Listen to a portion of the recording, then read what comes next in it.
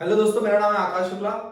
Finally अब हम questions on homogeneous system of equations discuss करने वाले हैं, जिसमें से क्वेश्चन नंबर 1 क्या है? Dimension of the null space of the matrix is what? Matrix अपने को दिया हुआ है और इसमें से हमें dimension of null space find out करना है।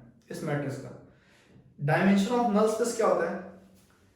देखो, अभी हमने इसके पहले एक कॉन्सेप्ट पढ़ा था नलिटी का, पिछले वाले वीडियो में। इसी नलिटी को हम क्या बोलते हैं? Dimension of null space. इसी को क्या बोलते हैं हम लोग? Dimension of null space. Sorry, मैं वहां पे बताना आपको भूल गया, बट ए नलिटी को ही हम क्या बोलते हैं? Dimension of null space. ठीक है। और नलिटी और डायमेंशन ऑफ नल स्पेस का फॉर्मूला क्या होता है? देखो, n of A is nullity, इसी को हम डायमेंशन ऑफ नल स्पेस बोलते हैं। And then rank of order of A minus rank of A, right? इसको हम लोग ऐसा लिख सकते हैं n माइनस आर। n मतलब order of matrix and r means rank of matrix. ठीक है। This is nothing but nullity. ठीक है, शॉर्ट में याद रखने के लिए n माइनस आर, सिंपल। तो अभी हम इस मैट्रिक्स का dimension of null space find करना है। उसके लिए हमें क्या क्या पता होना चाहिए? n तो पता है, order of matrix is 3, r we don't know, we have to find out. अब r मिल गया तो नलिटी मिल जाएगा हमें, which is nothing but dimension of null space. तो r फाइंड आउट करते हैं मैट्रिक्स का। सो 0 1 1 1 -1 0 -1 0 -1।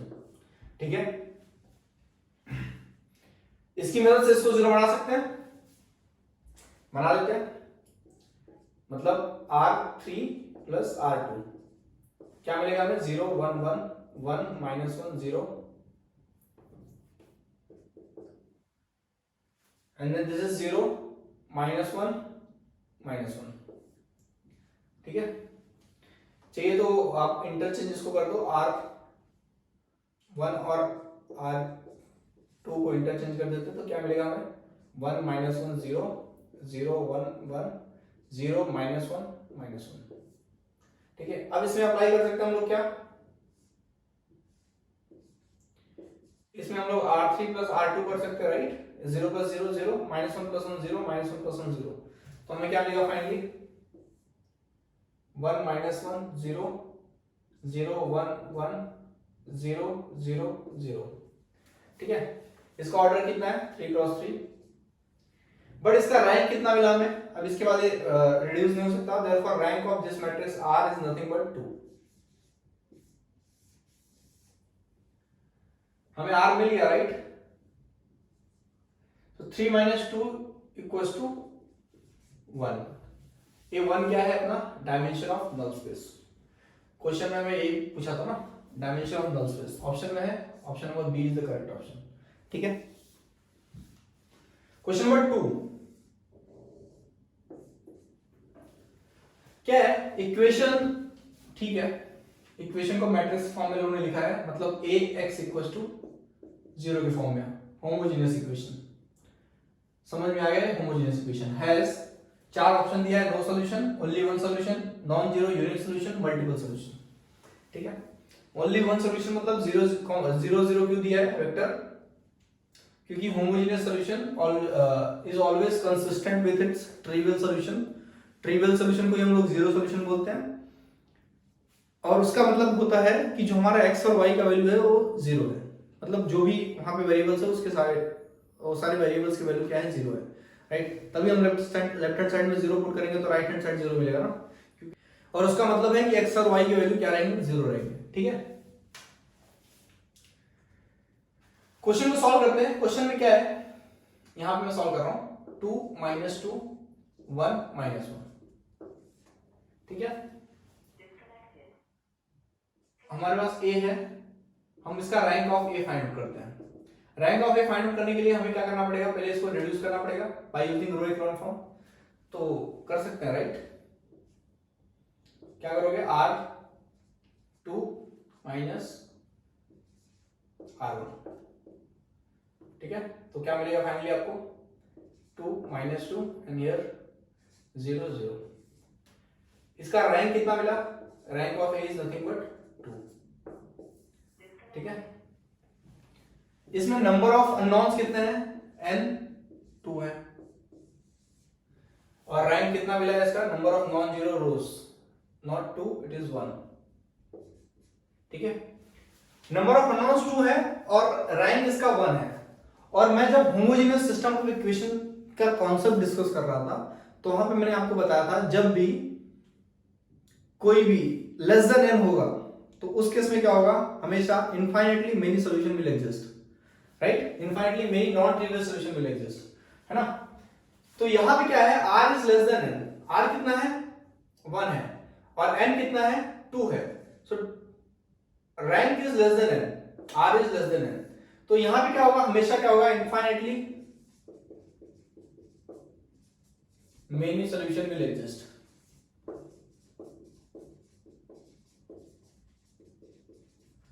ठीक है, अभी ऑप्शन में देखते हैं। Option A no solution, wrong. Option B only one solution, wrong. Option C non zero unique solution, non zero unique solution नहीं, यूनिक सॉल्यूशन कहां मिला है कहां है। ऑप्शन डी मल्टीपल सॉल्यूशन, देखो ये कुछ रिलेट कर पा रहे हैं हम लोग इनफाइनाइट सॉल्यूशन के साथ, ठीक है। So option D is the correct option. Question number 3 क्या है, let A B 3 cross 3 matrix, ठीक है। एक मैट्रिक्स है ए जिसका ऑर्डर है 3 क्रॉस 3 विथ रैंक 2, रैंक कितना है इसका 2, देन ax इक्वल्स टू 0 है। ax इक्वल्स टू 0 मतलब क्या होता है, homogeneous system of equation, right. और एक बहुत इंपॉर्टेंट पॉइंट है जो आपको याद रखना है हमेशा जब भी होमोजेनियस सिस्टम ऑफ इक्वेशन की बात होगी, ठीक है। तो ये नोट आप करके रखो, टॉप मार्जिन पे लिख के रखो चाहिए तो। In homogeneous equation, in homogeneous system of equation, whenever r less than n, जब भी r less than n रहेगा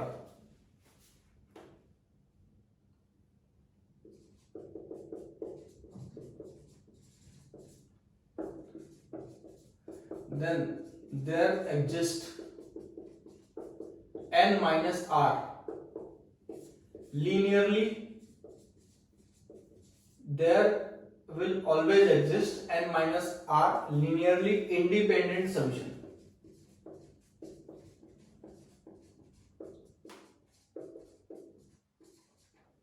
ठीक है। in homogeneous system of equation whenever r will be less than n, whenever r is less than n, then after r less than n, then there exists n minus r linearly independent solution। Question में क्या पूछा है, has only trivial solution, one independent solution, two independent solution, three independent solution, ठीक है। देखो इसका order हमें matrix का पता है ना, ए का n कितना है 3 है, राइट। यहां पे n क्या होता है, order of matrix, right. r क्या होता है, रैंक ऑफ मैट्रिक्स, है ना। मतलब ये नलिटी से रिलेटेड है, dimension of null space, right. So r कितना है यहां पे अपने को 2 दिया हुआ है क्वेश्चन में। इसमें कितने इंडिपेंडेंट सॉल्यूशन एग्जिस्ट करेंगे, n minus r, मतलब 3 minus 2 which is 1। therefore in this question only one independent solution exists, ठीक है। तो only trivial solution exists, wrong, one independent solution will exist। option b is the correct option। option c 2 है 3 है, wrong है, ठीक है। 2 और 3 exist कर सकते हैं बट यहां पे हमें क्या मिला, वन इंडिपेंडेंट सॉल्यूशन है, ठीक है। तो हमेशा यहाँ पे तो चलो दिया हुआ था, स्टेटमेंट दिया होता, समझो कि अगर आपको मैट्रिक्स दिया होता तो वहां पे आप रैंक फाइंड आउट करते हैं, राइट। ऑर्डर तो आपको पता होता मैट्रिक्स का, तो वहां पे आप रैंक फाइंड आउट करते हैं, उसके बाद डिसाइड करते हैं कि कितने number of independent solution exist करते हैं, ठीक है। चलिए देखते हैं next question. Question number 4, consider the system of m linear equation in n unknown, ठीक है। तो m क्या है, number of linear equation, n क्या है, नंबर ऑफ अननोन। 3 स्टेटमेंट दिया हुआ है और पूछ रहा है then which of the following is correct. First is option all are correct, only 3 is correct, only 2 and 3 are correct, D none. तीन स्टेटमेंट में चेक करते हैं पहले कौन सा करेक्ट है कौन सा इनकरेक्ट है। फर्स्ट में क्या बोल रहा है, if m is less than n all such system will have a solution. पक्का रॉन्ग है। देखो जब भी मैंने बताया था कि whenever anything is less than n मतलब number of unknowns, then always any system will have infinitely many solution, चाहे होमोजेनियस सिस्टम हो चाहे नॉन होमोजेनियस सिस्टम हो। तो यहां पे बोल रहा है कि all system will have a solution, नहीं, this kind of system will have infinitely many solution. तो ये स्टेटमेंट पक्का रॉन्ग है। टू क्या है, if m is greater than n then none of these system will have a solution, system has a solution. देखो ये बोल रहा है स्टेटमेंट कि none of this system has a solution. ऐसा हो भी सकता है कि सॉल्यूशन होगा वहां पे। देखो जब भी m ग्रेटर देन n रहेगा तो वहां पे दो केसेस एग्जिस्ट करते थे जब हमने डिस्कस किया था होमोजेनियस सिस्टम ऑफ इक्वेशन। पहला क्या कि वहां पे r लेस देन n हो सकता था और r इक्वल टू n हो सकता था। अगर r लेस देन होता था तो वहां पे इनफाइनाइटली मेनी सॉल्यूशंस थे, राइट, इनफाइनाइटली मेनी सॉल्यूशंस थे। But r equal to n था तब वहां पे सॉल्यूशन एग्जिस्ट कर सकता था जहां पे r इक्वल टू n था। बट यहां पे बोल रहा है कि if m greater than n then if m is greater than n then none of this system has a solution। मतलब वो इसकी बात कर रहा है, इसकी बात भी नहीं कर रहा है, ठीक है, कोई सिस्टम का सॉल्यूशन नहीं रहेगा। मतलब ये ऑप्शन पक्का इनकरेक्ट है ना। This option is also not correct. Option number 3 एक ही स्टेटमेंट बचा है बट यहाँ पे ऑप्शन में अपने पास नन भी है, तो ए भी करेक्ट हो सकता है नहीं भी हो सकता, ठीक है। तो उसको चेक करते हैं। क्या बोला है, if m equals to n then there exist a system which has a solution. देखो ये ऐसा नहीं बोल रहा है, स्टेटमेंट ऐसा नहीं बोल रहा है कि जब भी m इक्वल्स टू n रहेगा तब हमेशा सॉल्यूशन रहेगा, नहीं, there may exist a solution, there may exist a solution. For example जैसे कि मैंने लिया यहां पे x minus 2y x plus y equals to 2 and then x plus 3y equals to 0, ठीक है। यहां पे सॉल्यूशन हो सकता है क्या, देखो a हो गया, ये क्या हो गया 4y माइनस है ना, तो माइनस 2y हो जाएगा, this is 2, so y is minus 1, y minus 1 है तो x का वैल्यू क्या होगा 3 हो जाएगा, राइट। तो यहां पे क्योंकि यहां पे m कितना था 2 था, 2 नंबर ऑफ इक्वेशन, n भी 2 था क्योंकि 2 अननोन थे यहां पे, और यहां पे हमने देखा कि जब m इक्वल टू n था तब कोई एक ऐसा सिस्टम था जहां पे सॉल्यूशन एग्जिस्ट कर रहा था, और वही ऑप्शन 3 में बोल रहा है कि if m equal to n then there exist a system which has a solution, therefore option 3 is the correct option, ठीक है। ऑप्शन ए रॉन्ग, यहां पे थर्ड जो था पॉइंट ए करेक्ट था, तो यहां पे option A is wrong, option B is also wrong क्योंकि यहां पे 2 and 3 are correct, option C correct है क्योंकि यहां पे सिर्फ ओनली 3 इज करेक्ट बोल रहा है, डी नन रॉन्ग है, ठीक है।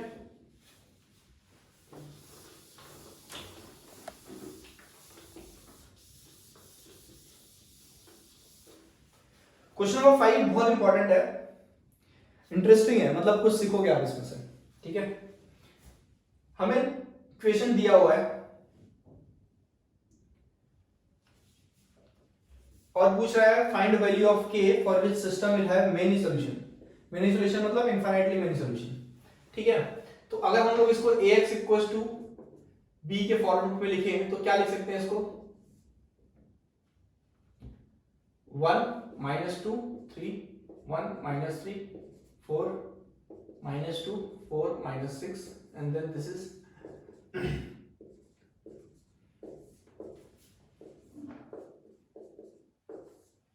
अगर आप देखो तो ये क्या है non homogeneous system of equation.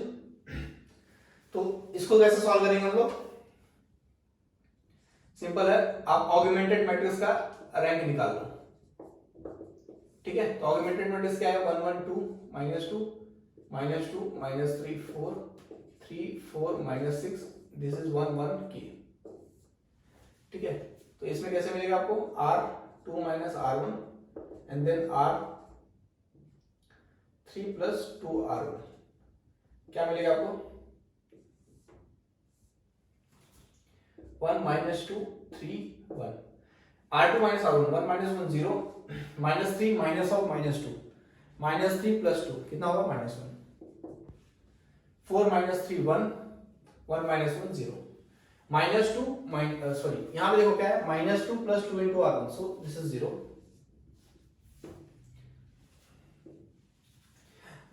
यहाँ पे क्या होगा 4 plus 2 into r1 so 4 plus 2 into r1 minus 2 so 4 minus 4 कितना होगा 0 यहाँ पे क्या आएगा minus 6 plus 2 into r1 right ये r1 है 3 so minus 6 plus 6 कितना होगा 0 यहाँ पे क्या आएगा k plus 2 into r1 so k plus 2 ठीक है अभी ध्यान दो इसके बाद रेड्यूस नहीं हो सकता ठीक है मतलब कि यहां पे ऑगमेंटेड मैट्रिक्स क्या था यहां पे ए था इस टाइम पे इसका रैंक कितना है रैंक ऑफ ऑगमेंटेड मैट्रिक्स 3 है और रैंक ऑफ ए कितना है 2 है राइट पूछ रहा है कि the value of K for which system will have many solutions ठीक है तो यहां पे rank of A is not equal to rank of A comma B इस केस में अगर देखा जाए तो system will have no solution ठीक है बट हमारा आंसर ये नहीं है ये तो हमने एक पॉसिबिलिटी देखा कि अगर ऐसा क्वेश्चन पूछा जाए तो हम नो सॉल्यूशन कैसे फाइंड करेंगे ठीक है यहां पे मेनी सॉल्यूशन कब एग्जिस्ट करेगा when r will be less than n right r क्या होगा r rank of augmented matrix equals to rank of a होगा r क्या होगा rank of augmented equals to rank of a मतलब rank of augmented matrix भी 2 होना चाहिए क्यों क्योंकि रैंक ऑफ a 2 है और रैंक ऑफ ऑगमेंटेड 2 होने के लिए k plus 2 क्या होना चाहिए 0 होना चाहिए ठीक है k plus 2 अगर 0 होगा तो हमारा एक कंडीशन सेटिस्फाई कर देगा और एक कंडीशन किसका है इनफाइनाइटली मेनी सॉल्यूशन का जो क्वेश्चन में दिया है तो हमने देखा क्या कि k plus 2 इसके लिए क्या होना चाहिए 0 होना चाहिए therefore k equals to -2 अगर k equals to -2 रहा तब उस केस में क्या होगा r less than n रहेगा r लेस देन रहेगा तो क्या रहेगा इनफाइनाइटली मेनी सॉल्यूशन एग्जिस्ट करेगा और वही क्वेश्चन पूछा है कि find value of k for which system will have infinitely many solution therefore k equals to -2 ठीक है चलिए देखते हैं नेक्स्ट क्वेश्चन और हमें क्या फाइंड करना है value of lambda right so value of lambda हम क्या करेंगे therefore determinant of this matrix is 0 right और अगर आप देखोगे तो ये क्या है अपर ट्रायंगुलर मैट्रिक्स है अपर ट्रायंगुलर का डिटरमिनेंट निकालना मतलब कि product of diagonal elements right therefore lambda plus 1 lambda square minus 1 equals to 0 therefore lambda plus 1 a lambda minus 1 lambda plus 1 लिख सकते हैं इसको therefore lambda plus 1 the whole square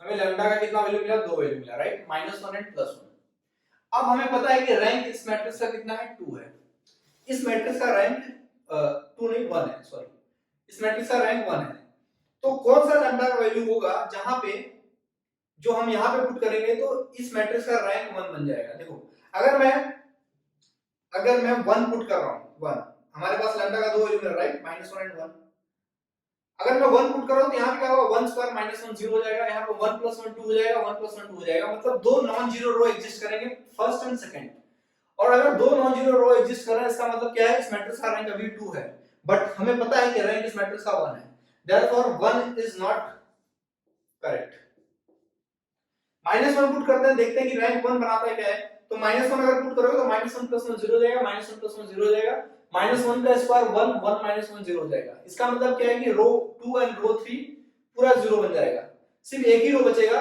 rho 1 जो non zero रो होगा और नॉन जीरो रो क्या बताएगा आपको रैंक ऑफ मैट्रिक्स तो इसका रैंक ऑफ मैट्रिक्स 1 तब होगा जब लैम्डा इक्वल्स टू -1 होगा। Therefore lambda equals to -1 is correct. हमें पूछा था वैल्यू ऑफ लैम्डा ना यहाँ पे, तो value of lambda is nothing but -1। ठीक है,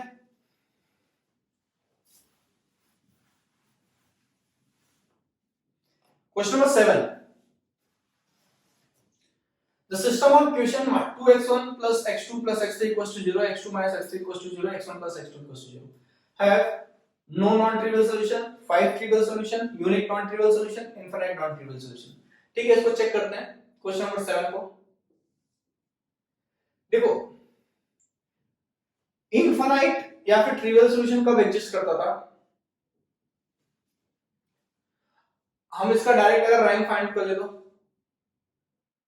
इसको पहले आप ax = 0 के फॉर्म में लिख दो। ठीक है, 2 1 1 0 1 0 1 -1 एंड देन x1 और x2 है ना, तो 1 1 1 1 ये 0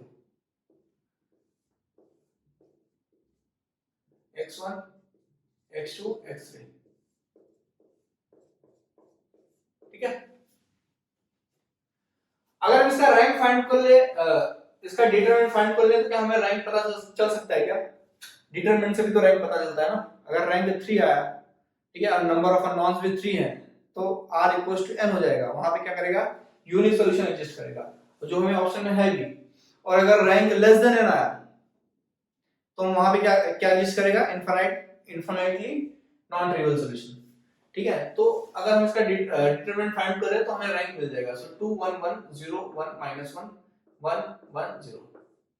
राइट, हम डिटरमिनेंट फाइंड करते हैं इसका अलोंग फर्स्ट कॉलम। ठीक है, अलोंग फर्स्ट कॉलम, तो फर्स्ट कॉलम में, या फिर आप चलिए तो फर्स्ट रो के थ्रू ही फाइंड करो, कोई दिक्कत नहीं है। क्या मिलेगा? 2 0 +1 -1 0 +1 +1 and this is 0 -1, so क्या मिलेगा? 2 1 -1 1 +1 -1 2 -1 -1 कितना आएगा? 2 -2। देखो इसका डिटरमिनेंट इक्वल्स टू 0 आया, इसका मतलब क्या है कि इसका रैंक लेस देन 3 है, क्योंकि इसका ऑर्डर 3 था।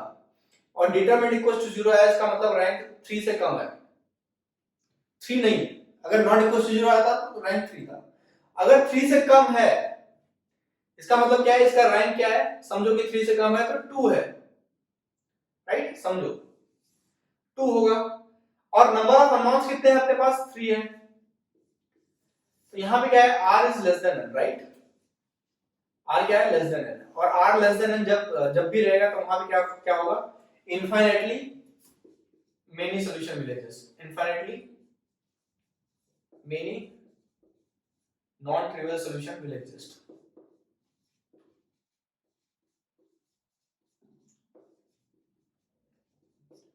Therefore, option D is the correct option। Infinitely non-trivial solution।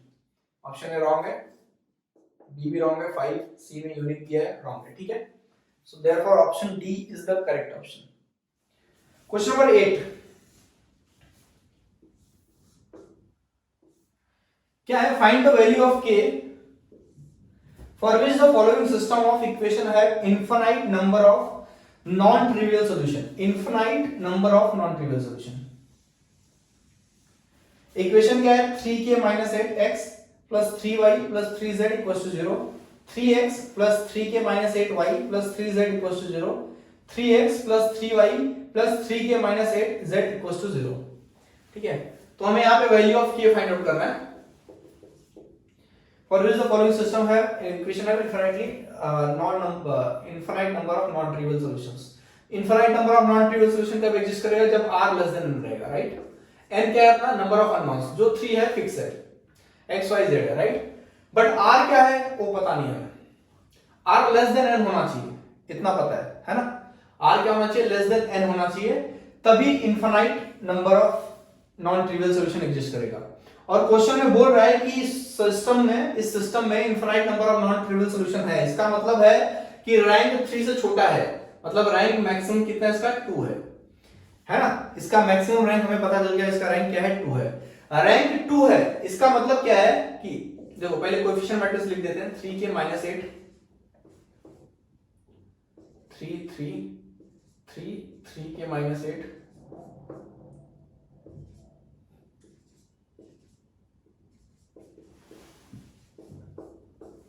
और रैंक 2 है इसका मतलब क्या है कि इसका जो डिटरमिनेंट है दैट इज इक्वल टू 0 है। क्यों? क्योंकि डिटरमिनेंट 0 आया तभी तो रैंक 2 आया ना। अगर डिटरमिनेंट नॉट इक्वल टू 0 आता तो डिटरमिनेंट ऑर्डर 3 था, 3 क्रॉस 3 था राइट, तो रैंक में 3 आ जाता। बट क्योंकि रैंक 2 है इसका मतलब डिटरमिनेंट इक्वल टू 0 आया। अगर डिटरमिनेंट इक्वल टू 0 आया तो हम क्या कर सकते हैं, इसमें k का वैल्यू फाइंड आउट कर सकते हैं, और वही हमें फाइंड आउट करना है, वैल्यू ऑफ k। ठीक है, तो k का वैल्यू कैसे फाइंड करेंगे, इसको थोड़ा रिड्यूस कर देते हैं by using elementary operation without using exchange operation. कैसे कर सकते हैं, देखो R3 में R3 माइनस R2 कर सकते हैं राइट। क्या मिलेगा हमें,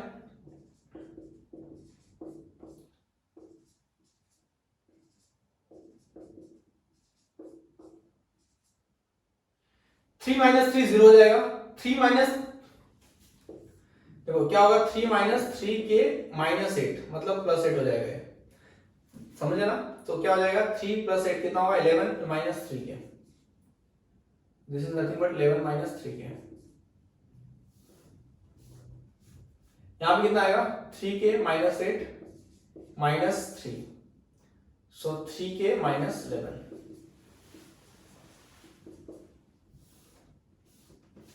ठीक है, अब हम थोड़ा डिटरमिनेंट छोटा हो गया आफ्टर अप्लाइंग एलिमेंट्री ऑपरेशन, तो हम इसका डिटरमिनेंट फाइंड आउट करते हैं डायरेक्टली। सो हम फाइंड आउट करेंगे डिटरमिनेंट इसका अलोंग फर्स्ट कॉलम, क्योंकि फर्स्ट कॉलम में एक जीरो एलिमेंट है तो थोड़ा छोटा हो जाएगा। तो क्या होगा, इसका साइन क्या आएगा, फर्स्ट रो फर्स्ट कॉलम में तो प्लस आएगा, इसका साइन क्या आएगा, सेकंड रो फर्स्ट कॉलम में तो माइनस आएगा। इसका साइन लिखे या ना लिखे फर्क नहीं पड़ता, कि उसको हम कंसीडर नहीं करेंगे। तो क्या लिखेंगे, 3k माइनस 8, उसके बाद इसके रो इसके कॉलम को छोड़ो, बचा क्या, 3k minus 8 11 minus 3k 3k minus 11, फिर क्या है, plus sorry minus 3 right, minus 3 के बाद इसके रो और इसके कॉलम को छोड़ो, बचेगा क्या, 3 11 माइनस 3k माइनस 11। ठीक है, इसमें हमें मिलेगा क्या, देखो 3k माइनस 8 को मैं ऐसे लिख देता हूं, इसको मल्टीप्लाई करते हैं, सो 3k minus 8 3k minus 11 minus 3 into 11 minus 3k minus 3 into 3k minus 11 3 into 3k minus 11 minus 3 into 11 minus 3k। ठीक है, मैं इसके ऊपर का रफ कर देता हूं, स्पेस नहीं है क्योंकि हम लोग इसके बाद कंटिन्यू सॉल्व करते हैं। क्वेश्चन को ध्यान से सॉल्व करना, k का वैल्यू फाइंड आउट करना है। ठीक है, देखो 3k माइनस 8 मल्टीप्लाई होगा सम में यहां पे, तो क्या मिलेगा, 3k minus 8 the whole square into 3k minus 11, यहां पे क्या आएगा, minus 3 into 3k minus 8 3k minus 11, sorry this is 11 minus 3k है ना, 11 minus 3k into 3k minus 8। उसके बाद क्या होगा, यहाँ पे माइनस 3 मल्टीप्लाई होगा, माइनस 3 यहाँ पे 3 इंटू 3 स्क्वायर आ जाएगा into 3k minus 11 minus minus plus 3 into 3 square again, और यहाँ पे आएगा 11 माइनस 3k। कुछ कॉमन निकल रहा है क्या, देखो 11 माइनस 3k यहाँ पे, 11 माइनस 3k यहाँ पे, सॉरी 11 माइनस 3k यहाँ पे और यहाँ पे राइट, 3k माइनस 11 यहाँ पे और यहाँ पे है, तो इन दोनों को एक साथ रख के कॉमन निकाल लेते हैं हम लोग। तो क्या मिलेगा हमें, देखो 3k माइनस 11 पहले कॉमन निकालो, तो क्या मिलेगा आपको, 3k minus 8 the whole square minus 3 का स्क्वायर एंड देन यहां से क्या निकलेगा कॉमन, 11 माइनस 3k, तो क्या मिला आपको, -7 आपने कॉमन निकाला ना, तो बचेगा क्या 3k माइनस 8, और फिर यहां पे तो निकल गया, फिर बचा क्या +3 square, this is not plus, this will be minus, right, because your sign is plus, so minus minus plus, right, 11 minus 3 के बाहर आ गया, यहां से माइनस निकल गया तो यहां से माइनस बाहर आ गया, 11 माइनस 3 के 3 इंटू 3k माइनस 8, परफेक्ट है। अब कैसे सॉल्व करेंगे इसको, देखो यहाँ पे 11 माइनस 3k है ना, यहाँ पे 3k माइनस 11, अगर यहाँ पे इसको मैं उल्टा कर दूं तो क्या हो जाएगा, माइनस बाहर आ जाएगा तो ये प्लस हो जाएगा, और ये क्या हो जाएगा 3k माइनस 11 हो जाएगा, राइट है, तो 3k माइनस 11 यहाँ पे भी कॉमन है, तो 3k माइनस 11 ओवरऑल कॉमन निकाल लो, ठीक है, बचा क्या आपको, ये बचा है 3k minus 8 the whole square minus 3 square plus 3 into 3k minus 8 minus 3 square, ठीक है, तो अभी ये क्या हो गया, -3 स्क्वायर माइनस 3 स्क्वायर कितना होगा, -2 इंटू 3 स्क्वायर, 3 स्क्वायर 9 होता है, राइट, तो ये कितना होगा, -9 माइनस 9 माइनस 18 हो जाएगा, तो इसको मैं रफ करके यहीं पे लिख देता हूँ क्या, -18, 3k माइनस 11, देखो ये डिटरमिनेंट इक्वल टू 0 था, राइट, यहाँ पे इक्वल टू 0 होगा सब जगह, ठीक है, बाद में हम लोग देख लेंगे, फिलहाल इसको सॉल्व करते हैं, क्या होगा, इसको एक्सपांड कर लेते हैं, तो क्या होगा 9k स्क्वायर माइनस 2 3 जा 6, 2 3 जा 6 इंटू 8, 48k प्लस 8 का स्क्वायर 64, है ना, plus 9k minus 24 minus 18, 3k minus 11, क्या मिला आपको यहाँ पे 9k square minus 48k minus 9k कितना हो जाएगा, प्लस 9k कितना हो जाएगा, -39k और यहाँ पे कितना मिलेगा, +64 माइनस 24 कितना हो जाएगा 40, राइट, 40 माइनस 18 कितना होगा, 40 minus 18 which is nothing but 32,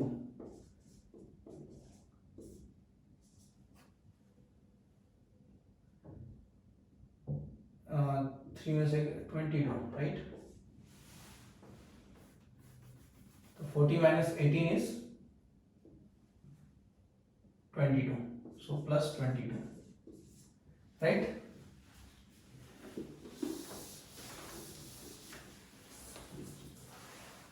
therefore this is equals to 0, therefore 3k minus 11 equals to 0 and 9k square minus 39k plus 22 equals to 0, therefore k equals to 11/3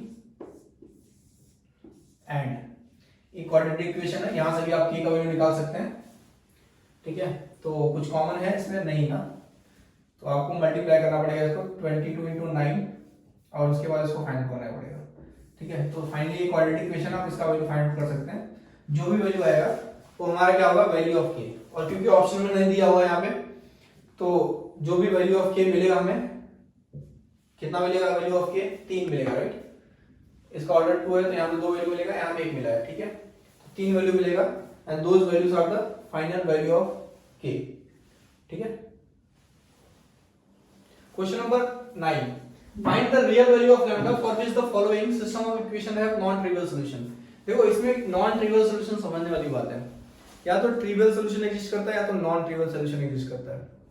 trivial solution कब exist करता है, when r will be equal to n, when r equal to n तब trivial solution exist करता है, और non trivial solution कब exist करता है, इनफाइनाइटली मेनी सॉल्यूशन के केस में, राइट, मतलब जब r लेस देन n रहेगा या फिर m लेस देन n रहेगा तब क्या होगा, नॉन ट्रिवियल सॉल्यूशन एग्जिस्ट करेगा, और नॉन ट्रिवियल सॉल्यूशन का मतलब क्या है, इनफाइनाइटली मेनी सॉल्यूशन,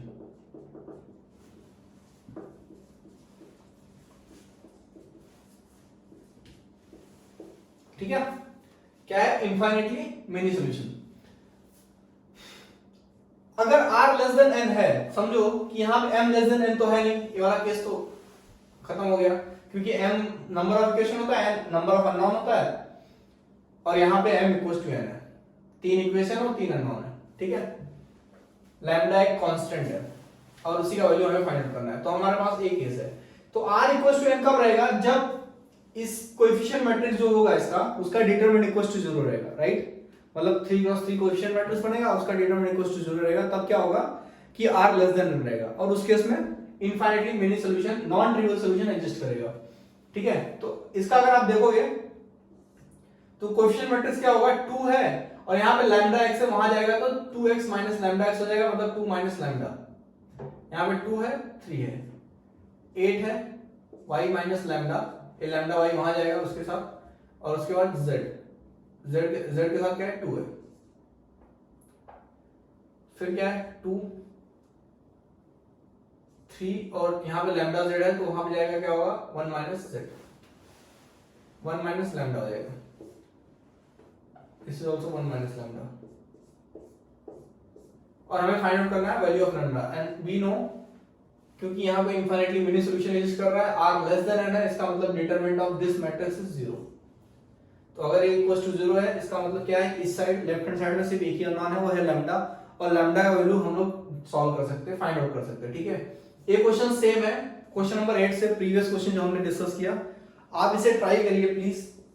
और इसमें लैम्डा का वैल्यू क्या आ रहा है, वो वैल्यू आप कमेंट करिए प्लीज, ठीक है। इसको आप खुद सॉल्व करिए और जो भी आंसर आ रहा है उसको आप कमेंट में टाइप करिए, मैं आपको रिप्लाई करूंगा पर्सनली, ठीक है। तो आज की वीडियो में हम लोगों ने होमोजेनियस सिस्टम ऑफ इक्वेशंस को अच्छे से डिस्कस किया, जो भी क्वेश्चंस से रिलेटेड क्वेश्चंस।